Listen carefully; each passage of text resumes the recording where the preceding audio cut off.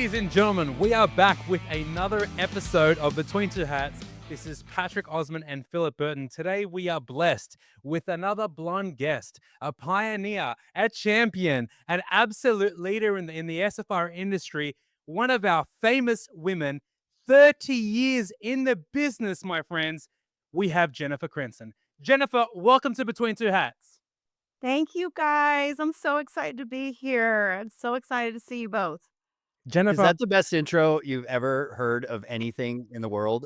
I get the chills when he never says that stuff about me. So I love that it's about you. You're welcome. the thing is, her credentials make it easy for me to sell it, right? I see. So You what know he's what I mean? saying is I don't have anything worthy of talking about. That's wonderful. Okay. I see how we are. Come on now. Oh, I So- love it. So listen, before we start the podcast and we dive deep dive into it, is it true a birdie came and whispered to both Philip and mine's ears that Jennifer, you are one of our number one fans? I am totally your number one fan, I would assume, except for your wives at a minimum, right? Maybe a couple people you work with, maybe a couple kids. But yes, I'm going to listen to these guys. I'm going to listen through. I am a podcast person. I love all the podcasts as much as I can find time to listen. So I'm going to rate them. I'm going to listen. I'm going to do the work of a good fan. Oh my That God. is okay. So a bit of market feedback right now because we're trying to grow this thing. So what is it that you like about a podcast? What is it that you do not like about a Ooh, podcast? good And questions. What platform do you listen to our podcast on? All right, so I am almost exclusively Apple, mainly Okay. because it's my phone and I can do it from the car easily. And it's not like you can't do it on the Spotify app or something, but Apple's just easy. I have all my shows, I follow them, it downloads everything that I like, and so it just makes it easy, I guess. It's just habit. So I'll tell you, I am a like 1.5, 1.75 listener. Like I can verbally process, I think, pretty quickly. And so I like a good 30 to 45 minutes per episode because that's usually like some driving time. I can listen end to end and not have to stop in the middle. But I like, fresh conversation. I like a story. My brain can track a story and good conversation, you all have had, Manda and Trish, and they've told you these really neat things about themselves. And that to me is engaging. I don't do so well with I don't want to say it's self-help. I think that's old language, but I don't do so well with let me talk you through a thing. Let me fix this thing for you, or let me talk to you about dry business. I'm a story active. I like hearing about people, Oh, I and love this. reasonably sized episodes so that I can listen from start to finish. Okay, I feel like our podcast does that. I would agree. I Very feel like much. we run at what 50 to 60 minutes per episode. Yeah, and you know what's funny, when we first started it, Jennifer, and appreciate you sharing this with us because this is the feedback that we wanted. It started as Pat and I just having conversations and getting a kick out of ourselves and saying, it'd be fun if we recorded this because maybe other people would like it because we love talking to each other. And then we said maybe other people would like to talk to us and with us about this same stuff. And it was very intentional when we started, more so on my side to him. I know he had the same vision, but I did not want to just moderate another panel discussion about SFR, and neither did Pat. And this is not going against any of the folks that have great platforms out there. We got good partners that do a lot of that content, but this is the opposite of that. It's us having a discussion.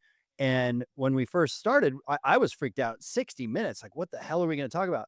Almost every episode we've done now, he's having to pull the mic because we're going along. All of a sudden we hit an hour and we forgot that it's been that long. So that conversational piece is really important. And for me personally, the focus is anyone that's going to watch this. If I was going to watch one, the content I want to get is, hey, if I want to know Jennifer and I'm at a show, if we're talking work related, how am I going to come up and approach you? It's not, badge hunting like everyone does. Oh, your first key, here's your title, blah, blah, blah.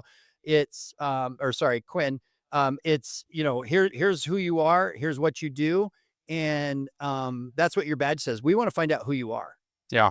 And that's Yeah. the really cool part. So when people approach you, they get to know who you are. And we're going to share some stories here and say, Jennifer, I had the same experience. I did this, I did that. It's like, oh man, how cool is that? Yeah, yeah. Yeah. So to start off, we're gonna get your height, your weight, both in pounds. Yeah.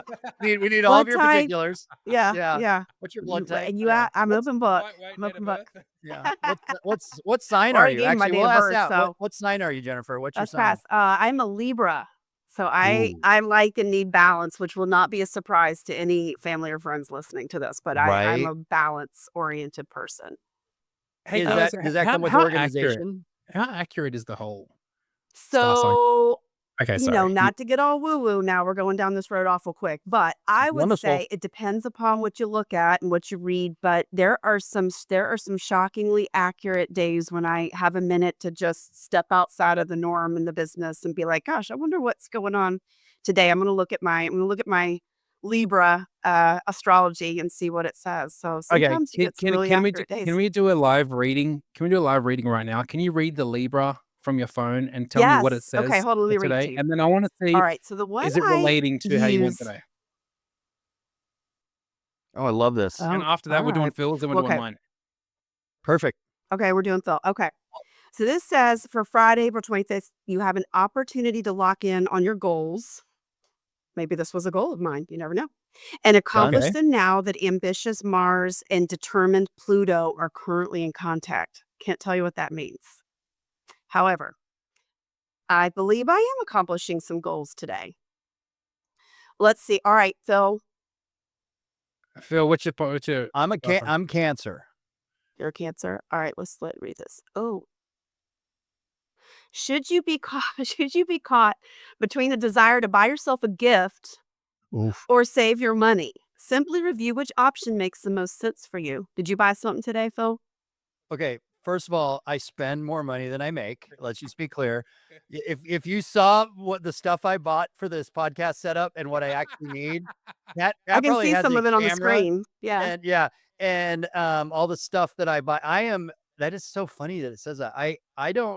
I live for today and I do that intentionally. I plan for the future, my kids, everything. There's a lot of stuff in place for them, but I live for the now because and my philosophy is this, I want to enjoy time with people and friends and stuff like this. And if I Great. wait till I'm 70 because I saved all my money to have an experience or to buy a thing, I won't enjoy it. And so I'm going to enjoy it now. Maybe less of what I can enjoy if I save that money, but I'll still enjoy the moment now and have something to remember with the people down the road. So Hey, Phil, that's interesting. Couldn't agree more.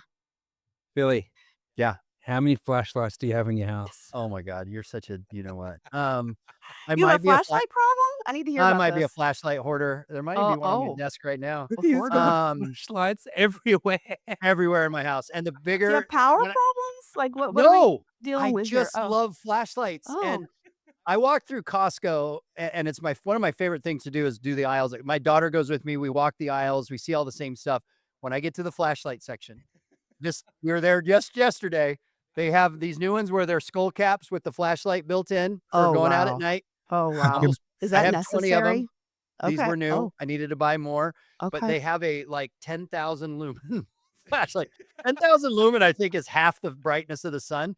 And I had it in the cart. I took it out of the cart. I put it back in the cart. My daughter was laughing at me. She's like, "Dad, what are you doing?" She's like, Yeah, I yeah. have a flashlight issue, so I'm a hoarder. So it's really a safety measure because that sounds like that would blind anybody facing you with That's that it. thing on. Okay. I live pretty close to the mountain preserve here, and we've got coyotes and javelina and Mm. bobcats, and I need to go out and Snakes. light up the night sky. You So know what would be interesting for like next time I come to Arizona to find out which actual flashlight out of the 500 is your favorite? ooh. Yeah. You know It's what I like mean? it's like Sophie's Choice or telling me to pick which one of my kids is my favorite. Yeah. Um, Yeah. yeah, that's But interesting. I bet let's I not do have divert one. because you and I get excited over the tiniest things. I know. Okay. So So, what's yours? We got to do Pat next. His okay, sign. do mine. Leo. Oh, you may arrive at a crossroads in the next week or two. If so, listen to your instincts and let them guide you towards the best way forward. So we're going to need you to follow up with us in the next 2 weeks and let us know if you have to reach a very hard decision. Oh, that's intense. Yeah, Yep. I think You I got got a some phone on the call yesterday, you horizon? guys. Yeah, I got a phone call yesterday. And I was like, wow. I said, all right, I will deal with this, my friends. So I can't disclose publicly right now, but Okay. 2 weeks is definitely the time frame. So that's interesting. Okay. That's interesting. Wow. That's very Got something interesting. cooking. All right. We're going to look forward to hearing about it. Yeah, yeah, yeah, for sure. Okay, Okay. so Jen, I let's don't talk. think this is woo woo, by the way, Jennifer. You said get into the woo stuff. Some I people are, think it's all kinds of cuckoo, but I think it's it, fun, you there's a know? reason that this stuff aligns with us, and when you hear it, you go, "Oh yeah, not exactly always, but Yeah. I'm a Cancer hybrid." When I read that stuff, I go, "Oh yeah, that's me, 100%." Oh, yeah, for sure.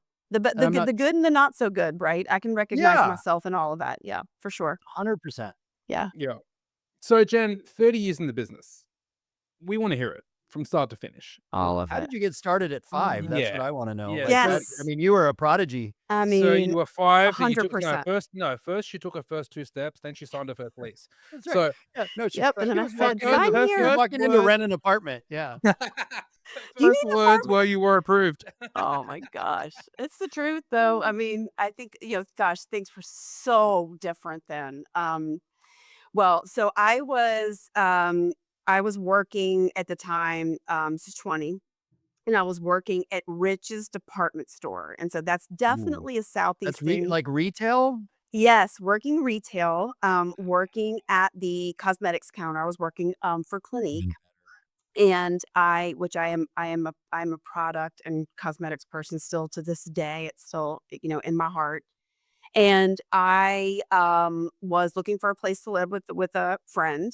We were going to rent a 2-bedroom apartment and shared. Of course, we were making pennies, right? We were working, all the holidays, all the mornings, nights. It was kind of, the typical tough retail. And we went to lease at a Lincoln property in Sandy Springs area here, on Terrell Mill Road. I remember it exactly. Went in, we leased apartment from this beautiful, wonderful leasing agent at the time, who became one of my best friends in the world, still one of my best friends in the world. All these years later, she lives in Phil's neck of the wood in Scottsdale. Just adore. We were instant friends. And within a few weeks, something like that, she said, "Hey, there's an opening, and I know that you've talked about, not really wanting to work every Christmas Eve until midnight or what have you, right?" I loved my job and Retail there were stuff. aspects of it I really liked, but it could be tough and I Yeah. wasn't hardly making anything. And I said, "Well, gosh, I don't know anything about that, but I'm in sales now, right? I have to talk to people all day and try to sell these products." So I interviewed, got the job.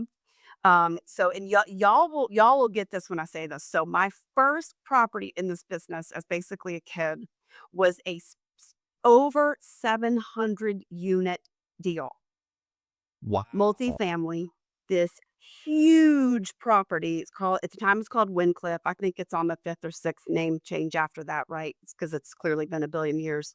And so it was like from the whatever the old saying is, from the fire to the frying pan or whatever, I was in it. 100%. There were 3 leasing agents and an assistant, and a manager at the time. Everything was on paper. People come in, "We want a lease." "Great. Here's your piece of paper for your application and a pen. Sit down and fill it out."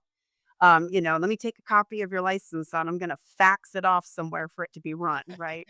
It was a whole different ball game. And so worked all the way kinda through there. I hadn't finished my degree at the time. I had left, college for a little bit and just decided I was gonna work for a little while. So I worked for Lincoln for a while and then, took some time off to go back to Georgia State and finish my business degree. So graduated, had stayed in touch with those folks and went back to work as the Southeast, director of training. So I covered Southeastern US for Lincoln and did training, and I really, really loved it. Traveled all over and did all the things, kind of the Grace Hill of these days, right? I would deliver those classes in person. "Let me talk to you about, fair housing. Let me talk to you about how to lease. Let me talk to you about how to close, the ABCs of selling." Did all that in person and really, really enjoyed it. And just really worked my way through the industry. And over the years, I have, managed an immense amount of multifamily, obviously, but also some students, some condos, some HOAs. I've worked for companies, several companies that don't exist anymore. Right. It's really been an interesting ride, and I get on LinkedIn or I look at my resume. My resume would be 10 pages if I gave everybody the whole thing, right? If I were to do it Right. today, it'd be the I last mean, three all of us, companies yeah. maybe.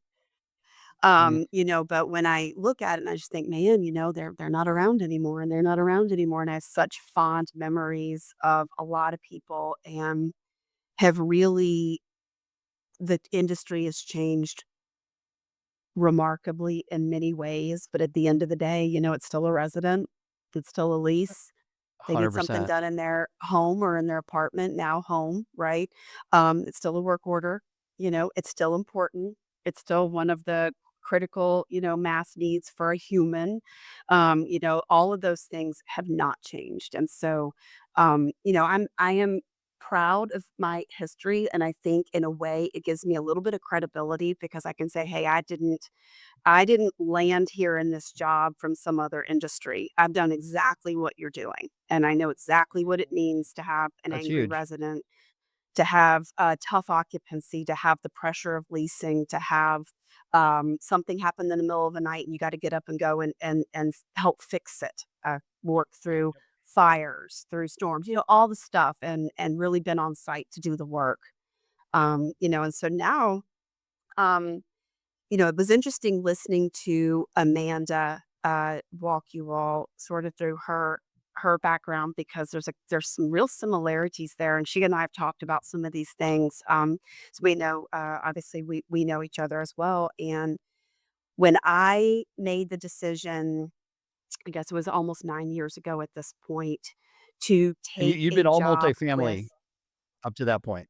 all multifamily, all Yeah, multifamily, and okay. a little bit of sprinkling. Like for a while, I worked for a smaller boutique management firm that had some retail, some student, all this stuff, and I just covered all of it. And But some your days main better than others, experience was right? You was don't know what you're doing, multifamily. but Okay. main experience multifamily. And like Amanda, I made the decision to I was going to take a job in Atlanta with Progress, and this was 8, 9-ish years ago, and I got the same exact reaction that she got was, "You are making a huge mistake. It is not going to be what you think it's gonna be." Really? It's a Oh flash in the gosh, pan. This yeah, isn't I gonna got make it. it. I The got the industry, yeah, full 100%. delivery. Oh, yeah. The single family thing, it's not gonna be what everybody thinks it's gonna be. It's the hot topic right now, but it's not going to result in the industry that you might think it is, and Yeah. we think you're making a mistake. And I said, I don't know. Am I? If I do, that's okay. But my gut Yeah. says it's not going to work out like that. And it's really going to become a big part of what we consider just the property management industry, right? And how you provide rental housing to people. And it was a really, really fantastic decision for my career. I can't I can't say more about it. Really, really enjoyed the folks that I came to work with at Progress. I'd had, a real instant connection with the person I was going to be working directly for. And so I started at Progress. And in Atlanta, we had roughly 40 to 4,300 houses. If I'm getting too detailed and y'all want me to No, that's good. No, No, no, back just off, in I can. Atlanta Okay, okay. or no, when we Just it's in love just it. Atlanta? Atlanta. Go into the weeds, Okay.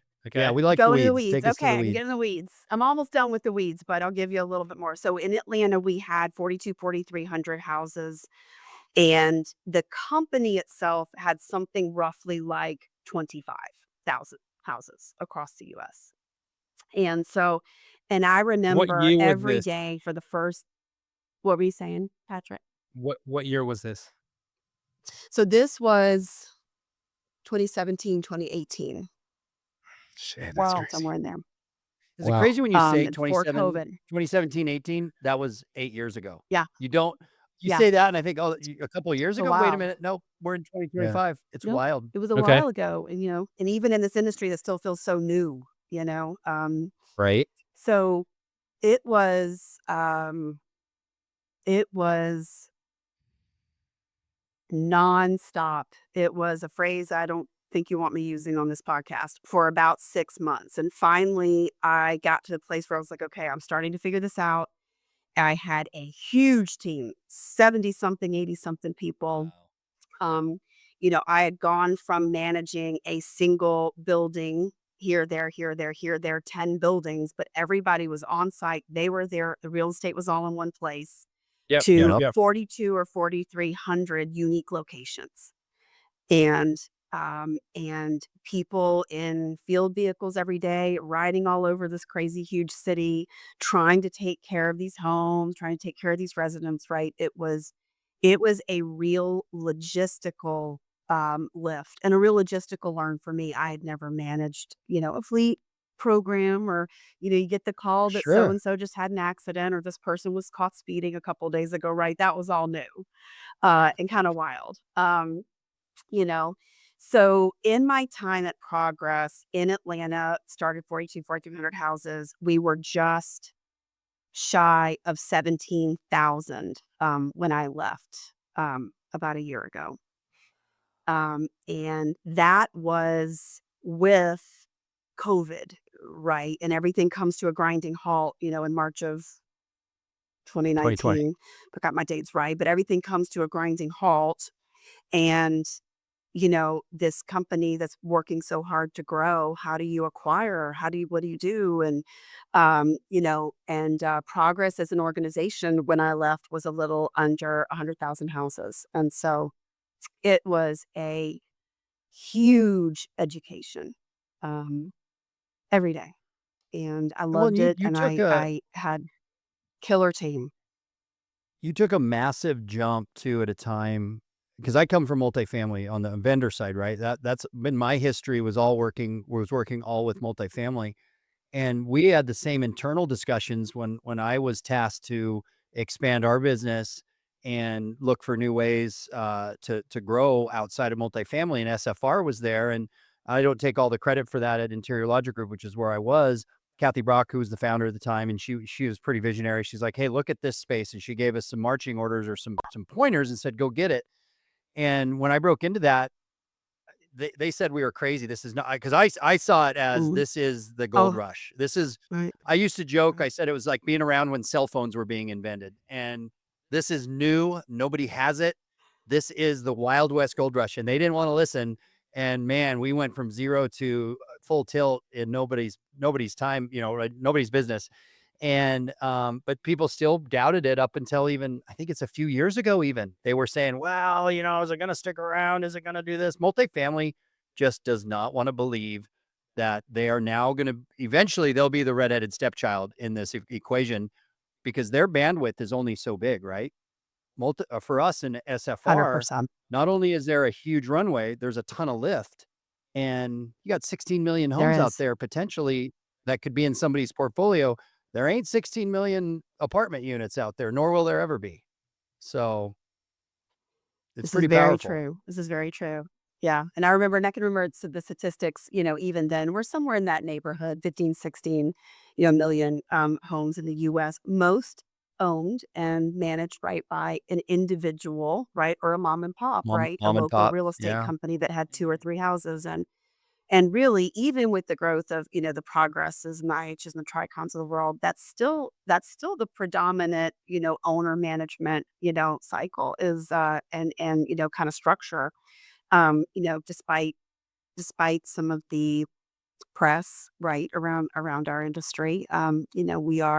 We are just a part of it, but I think a very critical, very important part, providing quality housing for people. And a lot of talk, you all know, in our industry about shortages, right? The old supply 100%. and demand conversation, and about, all the shortages in housing. Really doesn't matter where you are in the US. There seems to be some impact to housing shortage. I am, and I've always been really proud of being a part of bringing quality housing to people, and being a part of the solution, I feel.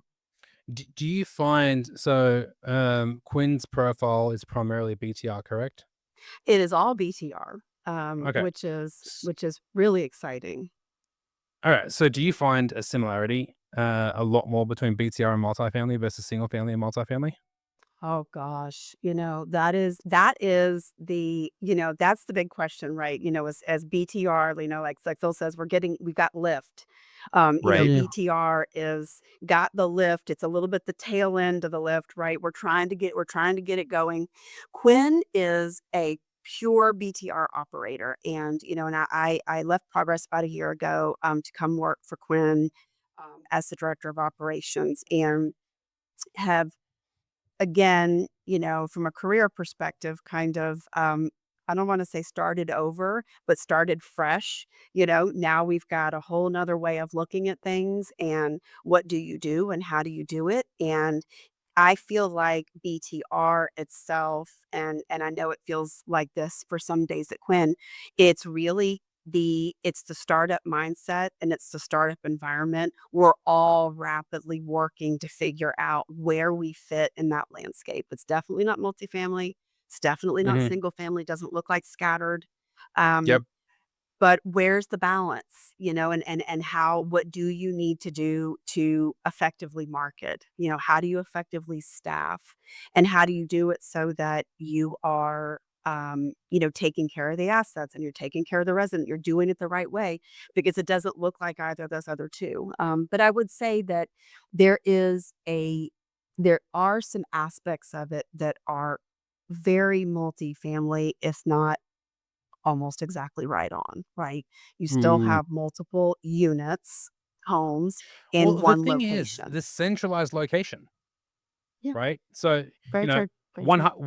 50 units or 70 units within one location. That is a huge similarity. Instead of going vertical, it's horizontal, Yeah, the right? scattered site versus The yeah. scattered site, I mean, is a huge differentiator, right? I mean, like, I feel like Huge. multifamily too wants to so multifamily was the big naysayer. Oh, you're never going to make it.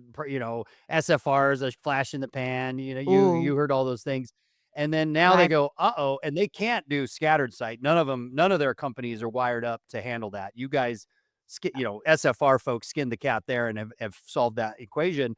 Multifamily can't do that, but BTR like, oh, wait a minute, you can build it and I yeah. can manage it just like an apartment.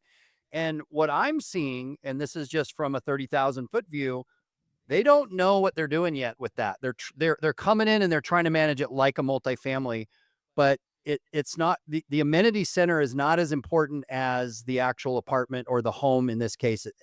In whereas amenity centers and the community center are more important than the boxes that they're having people live in. And I love multifamily. I'm not knocking on them, but the real selling point is where it is, the neighborhood, what's around the neighborhood, not necessarily what's in that community center, right? Because a there's hundred much more to percent. it. 100%. The location, the quality of the schools, I mean, these are That's folks with it. families and they wanna have a good education for their children. They wanna have, good, access to groceries. They wanna have good access to their jobs, to their employment. Location and surrounding services can really matter to a lot of people, and I think, It's very important. at Quinn, every day, we really are heavily in the conversation about how do we take this business and really make it hum, right? Both, for us obviously and for the resident. And what can we do and how can we take all of our many years of experience and figure out what the secret sauce is and how do we get to that formula?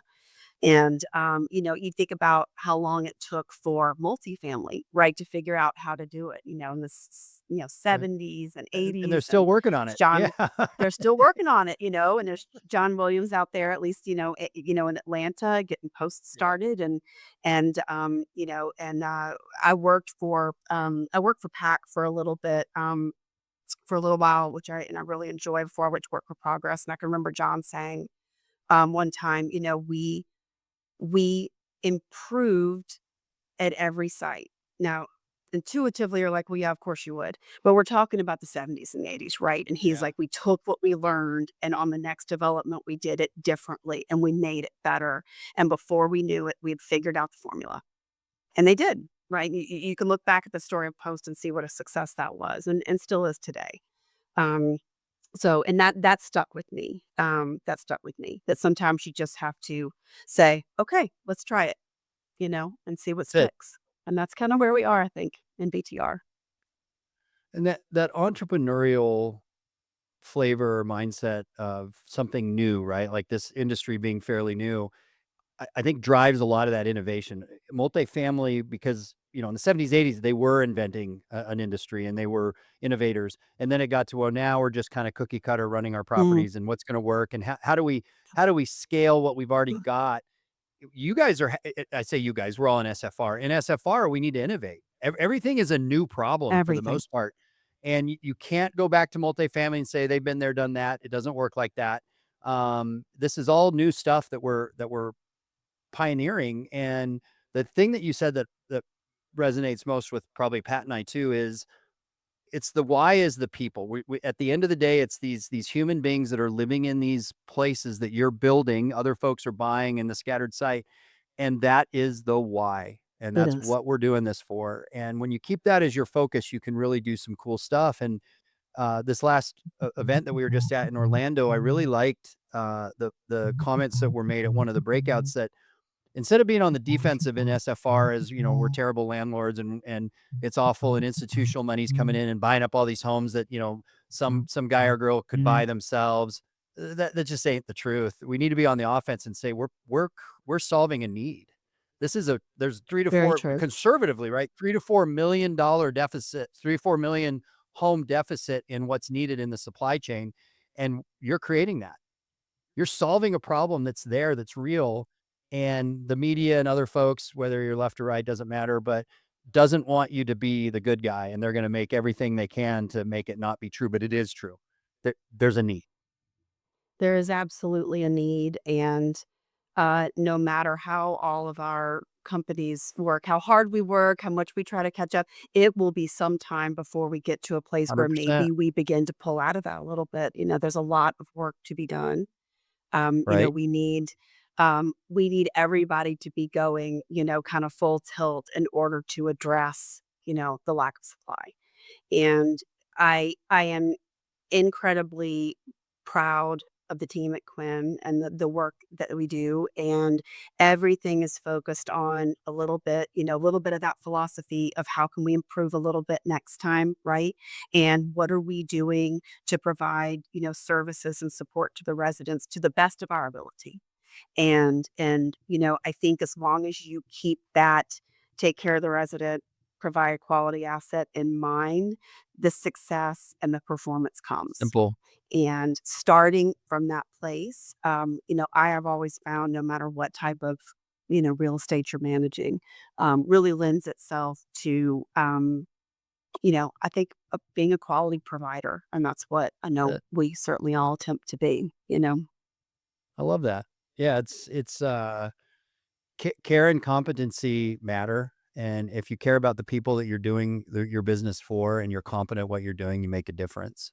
I have a question. I don't know if Pat wants to jump in after me, but going back to when you got out of retail and you took that first multifamily job, once you were in there, what was the hook that kept you in? Because I do believe we all have to be a little insane to stay in this business, Oh right? I, gosh.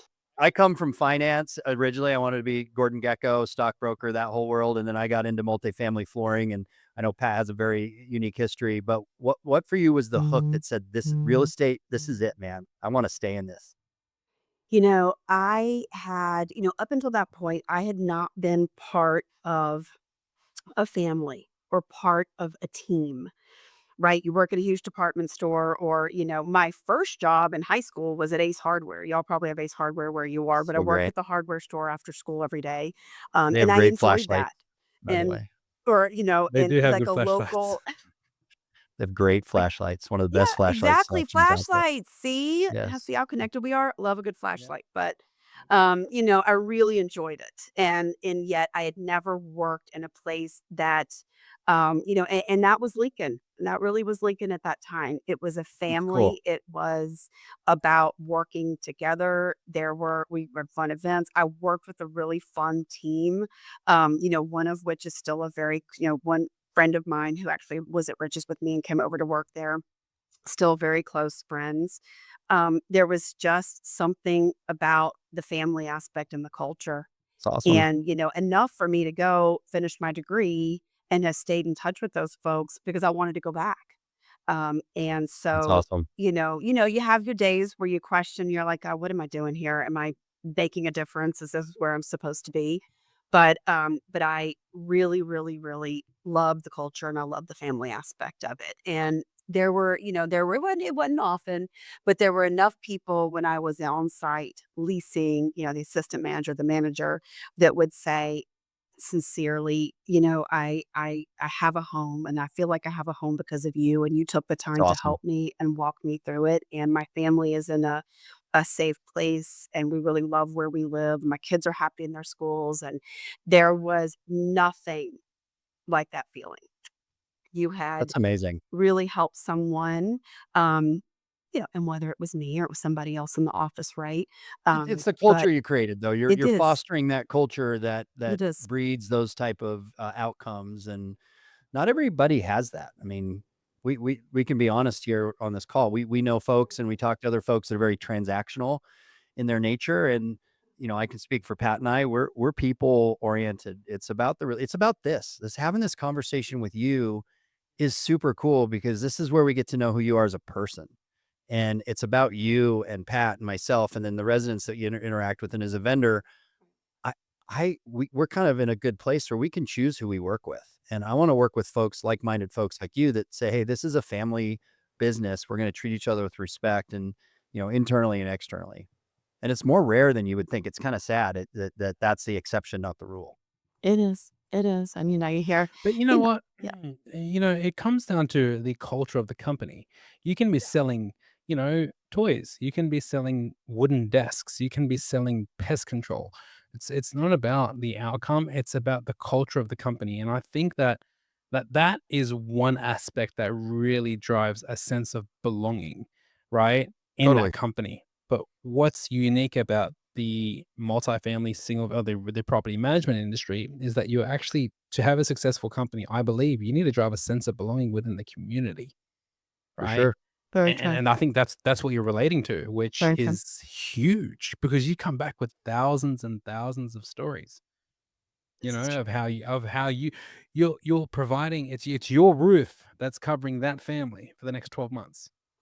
And they're raising their kids in there. They're creating those Exactly. these the things that they're gonna remember are some of the first steps, some of the first words happen in these units that you guys are building, and you're creating an environment, a safe space for them to have that, where in apartments, that happens too, right? It's Does. just not It does. as I don't know, it's not the Norman Rockwell kind of vision that people have to be doing it, 4 walls in a box that you're in the middle of, Right. where Right. in these homes, you Right. you feel that sense of independence, and it's really Yeah. yours to own and take with you from there where you go. This is true. This is true. That's And so you cool. talked So earlier, Phil, about serving people and having a little bit of a servant's mindset, right? And having Yeah, a little bit of a servant's heart. And you're right. That is heavily culture driven, especially when it comes to work, right? I know, y'all work hard every day. I work hard every day to get up every morning and want to continue to do it. There has to be that that low level, at least emotional connection to what you're doing. it's gotta be in And here. it's gotta, you have to feel connected to it, I think, to get up and give it your all every day, Yeah, we get and kicked in the make teeth a every day difference. we wake up, Right. right? In this business, like, yeah, I but it's joke all the it's time, it's we're worth we're getting set kicked up in for the teeth. failure. Every day we wake up in the flooring business, or in I'll call it construction, you really work construction too, but, Yeah. we're set up for failure every day we wake up, and it's gonna come at you. And having partners like you with that mindset, and Pat and his company and the things he does, that makes it tolerable because you're going through the same fight together, and then at the end of the day, always remembering that there's some man or woman or a family out there that depends on what you're doing, what I'm doing, what Pat's doing to have that experience that you want to deliver to them. And yeah, I think that's the really neat thing too about having you on this cast and getting to talk to you is that people out there are going to see, not just a title that this is what you live. You're not just somebody that's a lip service and saying this because it looks good on a PSA. This is why you do what you do. Very true. Ah, it's So so cool. so so Jen, give us more on now. Let's take a step away from professional Jen. Let's talk about Jen as a mother and as a person outside of Quinn. So you're a mother of Of How many 3. kids? Of Of 3. Ooh. three I have, kids. And how old's the oldest? my babies. The oldest is 25. Oh, Y'all, wow. he's an old guy, as we tell him all the time. So So so my you've hus been in the property so management industry let me as a clarify. mum the whole time. Yeah, let me clarify. So Wow. Derek and I joined families and got together, I think now 13, 14 years ago. Derek's He husband. Derek is my Derek's husband. husband, Okay. and so the boys, my boys Ty and Reese, were from a previous relationship for him, and my daughter Grace was from a previous relationship of mine. So we Oh, you have a totally merged blended family. families, but I'll tell you that Grace, we are planning right now her 21st birthday party in June and where we're going to go to celebrate her 21st. Wow. Where are you Yeah. going? Where are you Yeah. gonna do it? Where are you Well, going? Or are we so ruining a surprise? Yeah. She might be our only second fan we have, so we don't want to ruin the that's surprise. right. That's right. No, well, we have talked about it. We've found some things out, and and Derek and I were like, look, we're not necessarily diehard Vegas folks, but it's like we'll go, we'll do it. We're here for you. So we've talked about a couple of other things. We talked about, I don't know, should we go to the beach? We talked about driving to Charleston for the weekend. That's cool. Thought that would be Mhm. fun. Have some really good, seafood and just enjoy the weekend as a family. It's we're in this really interesting transition. And Derek, I sent him the other day on Instagram the meme, and I can't remember exactly who it is. I think it's Steve Carell, where somebody said, people say, oh, life with your children gets so much easier as they get older. And it's him just laughing his head off, Yeah. of course, right? Right. It Bullshit. just Bullshit it changes. does. They're Yeah. still your kids. They still need you. You still look at them sometimes and shake your head at the decisions, right? But more and more they're their own people. And you're Uh-huh. still mom and dad, but you're the transition. I don't know that you're ever really just friend. You're always the parent. Yep. But it changes. You're not the parent of a 5-year-old, right? It's a whole different ball game, and we're really in that transition with our kids where we're trying to give them their space, let them figure things out. Push him out of Uh, the nest. yes, be there for them and try to offer some guidance when they ask for it, not so much when they don't anymore. It's another huge change, Yeah. Uh-huh. right? You don't can't plan for that, and you have to rewire your brain a lot. But So they're such good kids. let's get into parenting. Jen, we want to pick your brain. I want to pick your brain. I'm becoming a father in You're He's gonna almost be a new there. June. daddy soon. Yeah. So I need some coaching. Now, Phil's coaching is I don't know if I trust it because he's letting me he wants my kid to run wild. I'm like, oh, hold on, man. Remember that scene in Mad That Max, sounds that right. kid that Yeah. that kid with the mullet that dug Yep. the holes and popped up every now and then? Yep. That's your child. Yep. That's your child, you Aussie bastard. Yeah. So Jennifer, tell us where was the point throughout raising your children where you said, okay, I'm going to stop volunteering advice and it's time for me to wait for them to It's a come to me. great question. There would have been a point. You know, it is it is the single hardest piece of your kids growing up that you'll experience, hands down. And we've been through all of it. We've been through driving, we've been through car wrecks, we've been through eh, school, don't show up at school, Do we have cutting, any jail doing all time the yet? stuff. We've, yeah. I'm going through it right now. I'm just saying, I'm I'll just give you my saying, story. Yeah, okay. yes, we've had Okay. some That's interaction. That's what amazing. I'll say That's about that. amazing. Yep. Oh yeah. It's just Jail, woo, but jail builds character. It's okay. it It's all right. You it hope. definitely does. Boy, it will make a change. Whatever the old SNL skit is about scared straight is a thing. Yes. Um, just saying. And it's, obviously it's a program, not an SNL skit, so I should clarify Yep. that. But um I will say for all 3 of our kids, they are very close. We really put the work in up front to try to establish that right out of the gate, merging a family, right, blending a family. And they're super close, but they are remarkably different. So there were very different stages in their lives where we reached a point with each of them where we thought, okay, we have to take a step back. They're really trying to figure things out, and we kind of need to stop volunteering and we need to stop just fixing. And that was tricky. And and I can So say, the fixing part, yeah, Jen, like that is so hard to let go it of. is so hard. I'll tell you where I'm at. Whew. Where I'm at is you got like different ages, extensively different ages. So everyone has a different sort of approach. Extensively, the approach needs to be different. So I feel like you'd let go on the top one, and then at the bottom one, you're not ready to let go yet. But then again, do you behave that way in front of the older one? And because that could send a different message. Like, does that go through your Yeah, mind, or yeah, it does, Yes right? to it all of does. it. Yeah. Right, Phil? I Wow. mean, it Well, does. Yeah. it's like managing people, right? How you talk to you. So I have 5 kids, right?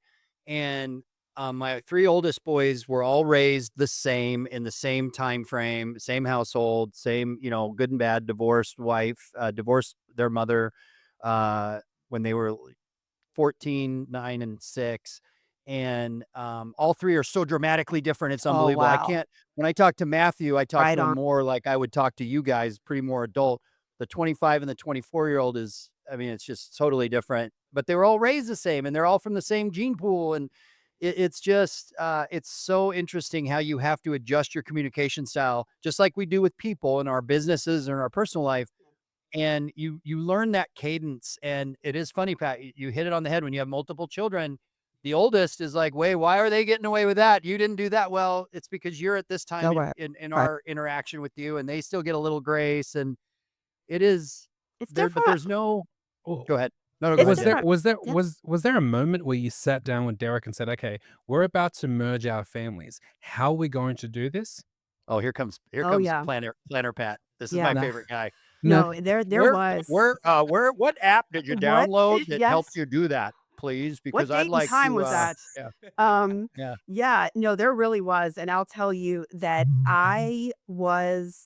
Derek was more What does look, he do Pat, like for you. what's his industry, by the way, just so we kind of picture Derek, like what's He his is, um, he is 6'4", he's very tall, next to me with no shoes on, right? There's a he's a nice difference there, right? tall drink of water. Of course, Nice. very handsome, I have to say. Oh, would expect nothing So less. yeah, Yes. yeah. You guys would really like him. He's a lot of fun. He's a lot of down to earth, and we talk a lot about, we're each other's partners, right? We were where we were supposed to end up, It's I love and amazing. that. I it love that. is. I believe everything happens for a reason. Life takes the turns it takes, but we've ended up in this great place, and but I'll tell you in the beginning. Gosh, they were young. I mean, they were, the a little off with the ages, but they were, 6 and 8 and 12 or what have you. They were young and they were Woo-hoo. struggling with the demise of these other relationships Totally. and accepting the two of us, and we're trying to figure them out. And at one point we just sat them all down and we felt like it was important for them to understand two things. First of all, neither one of us was going anywhere. So and Yeah, not in you're a not gonna bust this up by yes, being you're not going to little bust it up. hoodlums and Right. yeah, And right? not that you want to or you mean to, Yeah, but we're here. yeah. Also meaning to provide a sense of security. It's okay, Grace, Yeah, for you to get to know Derek because he's going to be around for you. And it's okay, boys, for you to get to know me because I'm going to be here for you. For better or for right. worse, we're here. But also, at a minimum, you don't have to be great friends. You're going to have to figure out your own relationships together. But at a minimum, we will all respect each other and we will That's such a respect each great other's boundary to set. space. Just low key, right? They were young, just low key. Yeah. We're not going anywhere and we're going to the only way, whatever the old saying is, the only way out is through. It's We got to powerful. get to know each other. We got to put the work in. We're gonna sit down at night as much as we can with all the sports and all the other chaos going on and eat dinner together. We're going to spend the time and we're going to invest it, and hopefully it turns out to be something good. And it did. And there were uh, there were a lot of days where I think there was a question mark hanging over some of it, Yeah. right? But here we are, 13, 14 years later, and they're very close. Like Phil said, still remarkably different. Even the boys who are Phil, like you described your first three, right? The boys are, same household, same Yeah. situation. They're two very different people, but um, we figured it out. Um, you know, and are incredibly blessed. I don't know any other way to say it, as cliche, hashtag blessed, No, it's as true it though. is, but we're No, we're that's very proud of them and the people that they are and the things that they've accomplished. And, you know, we, it's funny, Patrick, you say, when do you start having to censor yourself a little bit around your kids so that you can just hear them, recognize them as people that are working through something and not just Mm. instantly, Go do this. Fix it. Go do that. I I'm can gonna fix fix that. it. Give it to me. I'm gonna reactive. Yep. make the call. I'm Yeah. gonna Yep. call a teacher. I'm gonna do." Yep. And that for sure is not most of the time necessarily the parent that I was. I'm more of, I know you know this, you got the answer and you're gonna get there, but I'm here to help and support you. And Derek was a little bit more, hey, let's jump in. And so Yeah. together we kind of worked that, aspect, I guess you could say, together. But their personality and the personalities change, Phil, and you'll experience this, Patrick. Their personalities change those teenage years. And you Oof. just get to this point where you're like, Hormones. okay, I'm gonna have to, it's time for me to take a step back and let's see how some of this starts to process for them on their own. And you can really feel it happening. All right. Sorry, Phil. You're after me. I promise. I'm No, dying. I love it. Jen's This is Jen's absolutely so wonderful. interesting, and I've got so many more questions. So, all All the right. baby So questions. Jen, this is a direct question for you. You mentioned that we change during adolescence, and I agree 100%. Do you remember the point when you were growing up when you changed, and are you still the same person that you changed to? You know, I my mom and I don't know what we were talking about the other day, but we were laughing and I said something like, "Man, I must have just really put you guys through the ringer." And she just laughed. That was it. That's all I Wow. got. So there's your answer, Laughed with right? little tears running There you down her go. eyes. You Yeah, have no she's like, idea. "Yeah, Yeah. I survived barely." Oh But God, that's so good. I think that, I know I have my time, and I can remember times with my parents where I have a palpable memories of things amongst us and our personal relationships really not being good, when I was a teenager. Now looking back, I can say, okay, well that was the norm.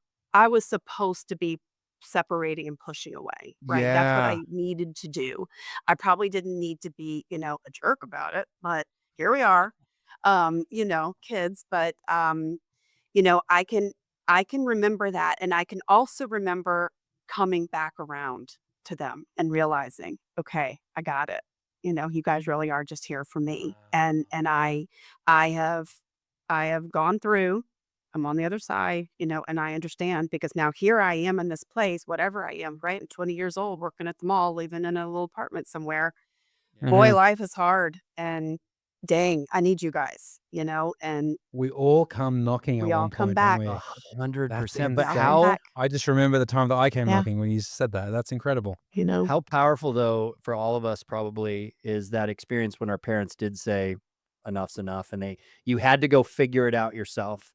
And I for me personally, I know that my growth and everything I have become in a positive way didn't happen till I not I don't want to say cut off, but when I was told you need to get this figured out on your own, brother. And that get off the teat or cut off the chain, and that's where I grew. And I do that with my When boys was that? now. When was that? That was like last week. Like My like a dad finally couple of cut me days off. ago or No, something? yeah, Yeah, yeah. yeah, yeah. The trust Okay. fund just ran out. Feel the milk. Yeah. Yeah, exactly. No, On your beard. it happened later for me. I mean, it wasn't I didn't I still don't have things figured out, but I was struggling through my 20s, 30s to kinda find that identity of who I wanted to be and what mattered. In my case, it was I was chasing money, right? I grew up around a dad that worked really hard. He always had a job, but he always was very respected, and he was very smart, so he invested and had things because he was frugal. And then the people he associated with were very, very wealthy entrepreneurs that ground up businesses from the bottom up, but built big businesses. So I got to see this immense wealth and people who built it, but they had these great lives. And so I said, I want that. At 18, I want to be Gordon Gekko. I want $1 million a year. So I Mm. chased that constantly, and that was never what made me happy. And it took a long time for me to realize what I really wanted, and that wasn't the money, it was family. It's what you Fame. said before, Yeah. Jen. Fame, yeah, Yeah. just this podcast is all I've waited for, the dollar we make a day on this. It was really family, and I've because the stock thing is a lone wolf type Mm. scenario. You go get it, you're the big deal. It's, you're the cock of the walk kind of thing. And I was always wanting to belong to something, to be a part of a family. And when I realized, when I got out of that and got into flooring and joined some really good companies, I'm not a lone wolf. I want to be a part of a group, and that's my happy place now. And that's partly why when I joked about spending money, I do it with others. I mean, I spend money on myself a little bit, but I'd much rather take you guys on a vacation and go do something with you than go do it by myself, or take my family and spend time with them, my boys. Like, the community part of everything I do fuels me, and it's that family piece. Phil, that's So beautiful, man. yeah. I I like agree. red Lamborghinis, not red Yeah. Ferraris. So just a one red No other Lamborghini, I'm color. good. I Candy know. apple red. Yeah. Yeah. Exactly. Yeah. They were You're the I know you're a Syrian, but I'll Yeah. lump you in with all the other Persians who want purple Ferraris and purple Lambos that I see here in Oh, Scottsdale. nice. It's like Yeah. there's like a Persian printer out there that prints Persian guys with purple Lambos somewhere in So Scottsdale. I got to find it. so Jen, tell us, give us a we've spoken a lot on this podcast about you professionally, and then we've spoken about your family. So I'd love to hear a story where you guys had an awesome memory, maybe on a vacation, about the family, something that you remember that brings a smile to your heart. Oh gosh. Well, I'll tell you, I can tell you one that was really important to me, is really impactful.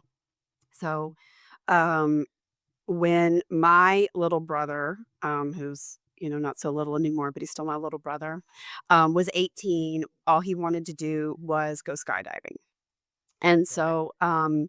so I said, well, I'll go with you. It's like, do you, to my sister and I, there's three of us. Do you guys want to go? And I said, well, I'll go with you. And so my parents went. And so we skydived together for his 18th birthday, which was really, really awesome. And then just a year and a half ago or so, when Reese was 18, our youngest, he said, I really want to skydive for my 18th.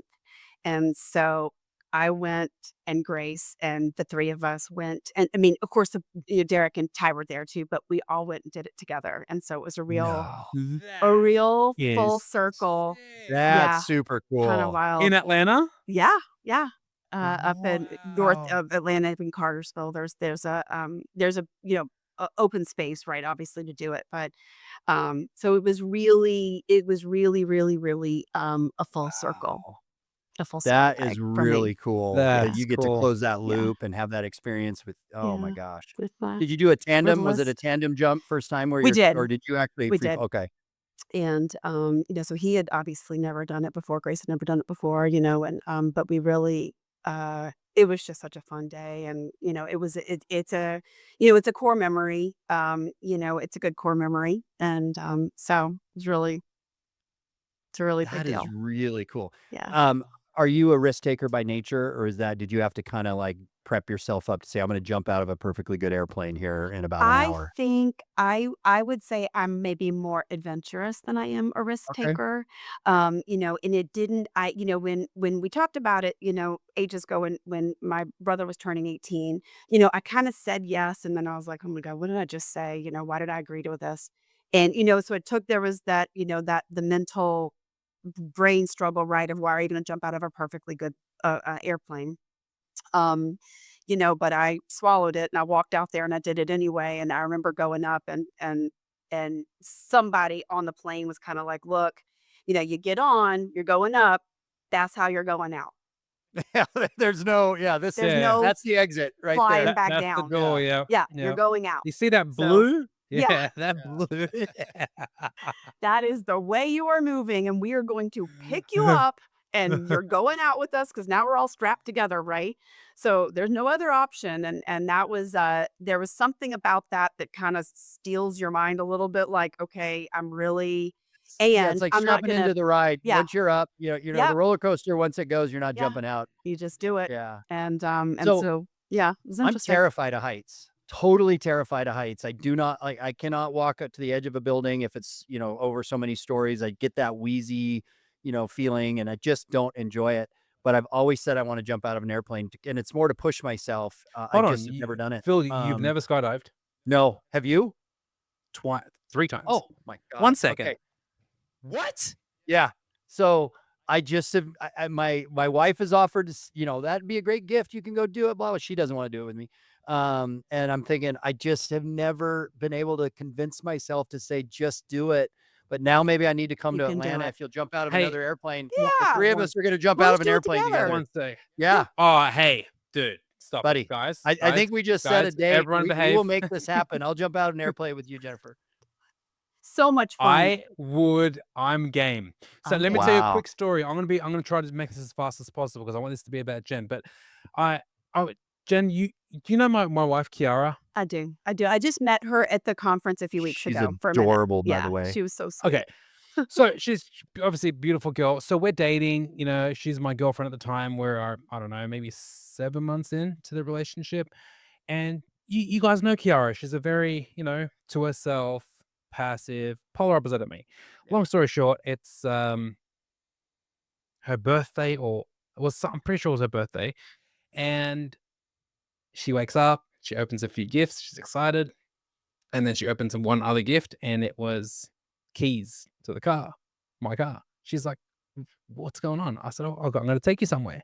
So I've booked skydiving for her, but I haven't told her. Oh Now, my God. with Kiara, she needs like 3 years notice for something as like this. Just like So you. yeah. So we're driving. She's like, oh my God, where are we going? She loves the surprises. Anyways, we pull up, and we're living in Dubai at the time. So we Holy pull up cow. and we're driving past, and it says Mhm. Skydive Dubai. She's like, hey, Pat, This better not be what we're doing. don't tell me we're going skydiving. Don't. I'm like, we're going skydiving. You're like, okay, baby." I won't She's tell you. yeah. She's like, no. She's like, Pat, I can't do this. No, I gotta go to the toilet. I can't handle this. I need a moment. I'll have to process this. So she runs and does a nervous shit because she just had to, right? So she runs to the bathroom, and when she gets nervous, she I'm goes not to the right, bathroom. guys. She goes to the bathroom. She comes back out, and she's like, babe, look, I don't think I can do this. I'm like, sweetheart, you're dating me. I'm an ex-motivational speaker. Like, bro, there's no I can't We're do this. doing There's only I this. can. Yeah. There's I can, and let's go. Oh my God. She had the greatest time, right? Yes. But skydiving is. But I must admit, when you're up there and you see that blue, Yeah, yeah.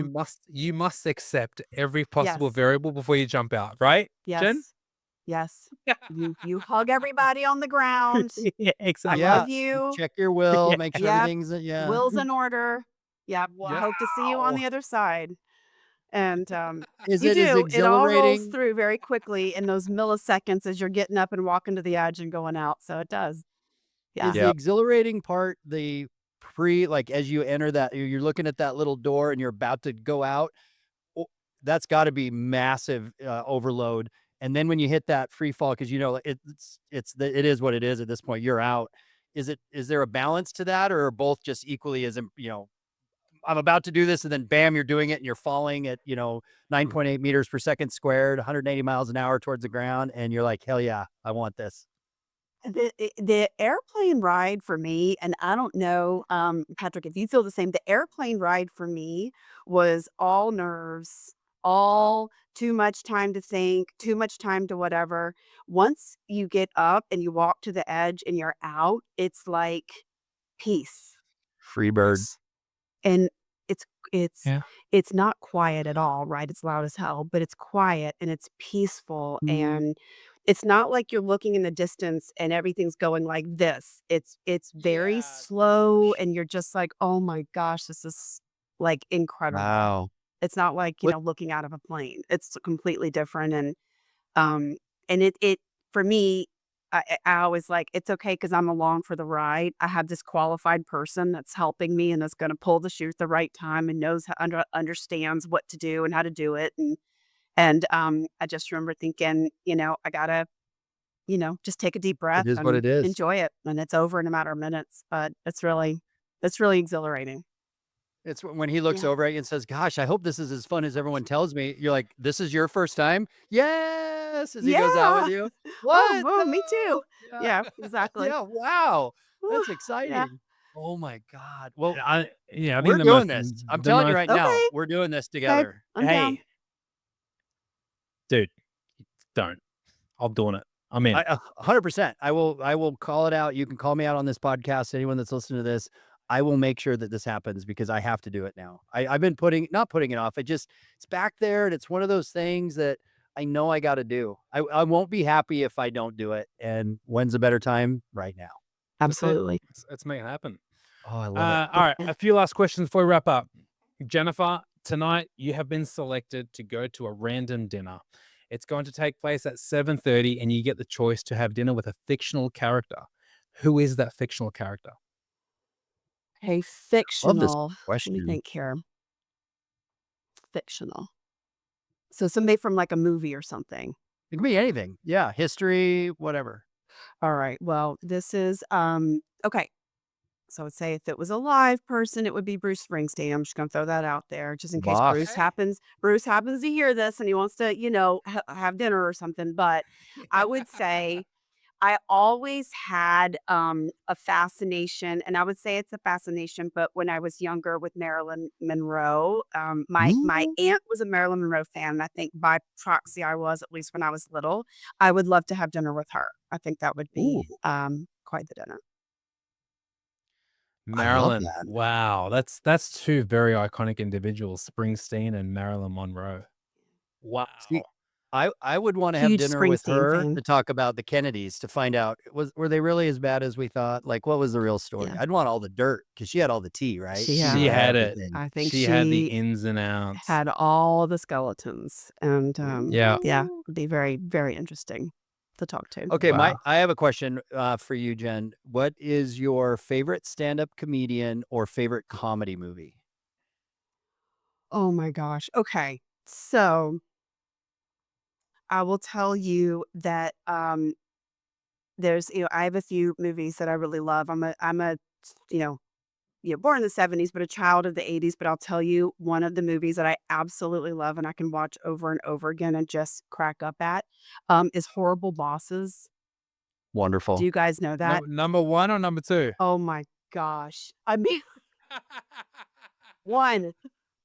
So Number good. 2 is good too, but I gotta tell you, number 1 was just, like, unbeatable. It is so hilarious to me, and, anyway, and I think it's just such a killer cast, right? It's like you can't go wrong with that cast, Well, and but it's I love it because this is why I asked this question too, because people that are going to get to know you, and I've got to know you I've been very fortunate. I use the word blessed because we connected for whatever reason, and I like to let it fly, but I test people out and I make sure that I'm not pushing them out of their comfort zone. And I know with you, especially now you just told me it's that movie, I can say whatever I want to say Oh, in our private company. I could yeah. let it rip, brother, because that's real Oh, comedy yeah. when you can just say whatever pops up Yeah. here and it's gonna come out, and I don't care. Funny's funny. I'm sorry if I offend you, and I will always Yeah. apologize. It's never my intent, but Yep. funny's funny, I would and agree. that movie 100%. is funny. It is very Yeah. funny. So, Yeah. timeless. I I think love it. see Jennifer Aniston and Bateman in the same movie Oh, together. It's just it's such, so good. you know what I mean? It Yes. just He's the when best. it He delivers works. the Yes. best deadpan Yes. comedy Yes. because Yes. it's just, "Oh, I guess we're doing that now." Yeah. Like the way he says stuff, Oh, and, His yeah. reactions, The Yeah. his delivery. delivery. The Yeah. delivery. So I have to share this with you since we're talking about Jason Bateman. Liz and I met about 9 years ago, and she's a gypsy. She comes off very, very, she's not super social. She's pretty funny. She keeps her cards pretty close to her vest. And we've been dating about a year or something like that. And we're watching some movie, and it might have even been Horrible Bosses, but it was a Jason Bateman movie. I'm like, oh man, I love that guy. Like, he is so funny. She goes, yeah, I do too. I lived with him for like 2 years in New York. We used to date. I'm like, what? I said, No. first of all, you better be kidding. No, yeah, in New York, we did this and did that. And I'm like, now you've just ruined it for me. Every movie I watch, I picture him hooking up with you because she laid that on me too. She goes, oh, he was great. I'm like, you need to shut it. Because now he's not funny. Oh, yeah. Liz has a No. few of those little gems that she's dropped on me over the years. And I'm like, wait a minute. Yeah. Oh. So she Hey, that's dated Jason Bateman in New York for whatever period of time that was. I know. That is So mind-blowing. I know, isn't that wild? So Mind-blowing. it ruins some movie. It doesn't because I tease, but Feels like, yeah, Yeah. When she wants to get at me, if we're having a moment, and she's like, "What do you want to watch tonight? A Jason Bateman movie or something?" I'm like, "Oh, I hate you. You're so mean." You're like, No "No. No, Yeah, way. I for don't." you, that's like So, Yeah. so, OnlyFans. so 1 second, hold on. That's my head's just blowing up right now. So, do you feel honestly, answer the question, don't bullshit. Do you feel comfortable or uncomfortable watching a Jason Bateman movie with her? Oh, I don't care. Yeah, Okay, okay. that kind of stuff. You know what? I'm a believer, even now, men and women are men and women. We're wired up. I notice good looking people, whether they're boys or girls. She does the same. We have a very comfortable relationship. There's so much trust. And um, obviously I'm the best looking guy she's ever been with, and the most successful Obviously. and the most Yes. funny is what I make her tell me. And I actually have a script that she has to read from every Yes. morning. Yep. But no, for me, when I see that, like actually God, I gotta say, it's careful how I say this, but um, it's a huge compliment that that's the kind of people that she hung out with, and she could be in those circles because that's who I see her as. She's amazing. Like, who wouldn't want her? Who wouldn't Yeah, want to have that person in their life? And so, yeah, I tease her more than it really bothers me because I like to play that game a little bit, but I could care less. And she's got a few of them. I'll bust some out on some other podcasts, but she's got a few of those stars that were floating around somewhere in her world. So, yeah, that's That it's is crazy. funny. wild. That's I know. awesome. Jason Well, Bateman. I'd like to say officially, ladies and gentlemen, we have cracked the longest podcast, which is Jennifer Swaka. Well, we're gonna have to have a part 2 and 3 because I know we haven't even scratched the surface of what makes Jen Jen, Oh but my Oh, god, I know, but guys, this time has this has been flown. It's so been much oh, an it's hour and fun. amazing. 11 It's minutes, been So so fun. much fun.